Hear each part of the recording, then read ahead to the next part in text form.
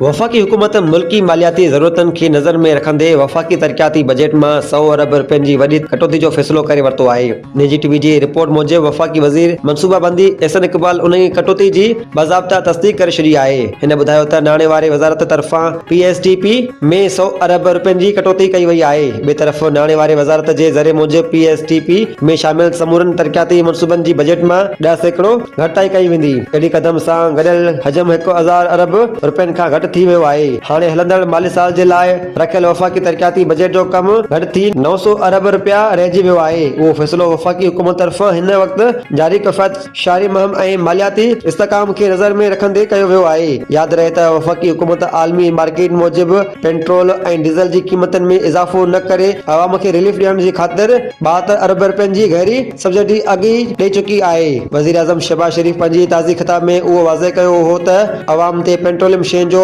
भार मुंतक़िल करण जी बजाय तरक़ियाती बजट में घटाई कई वेंदी। हुकूमत अमली जी तहत मालियाती नज़म ज़ब्त बरक़रार रखियो आहे।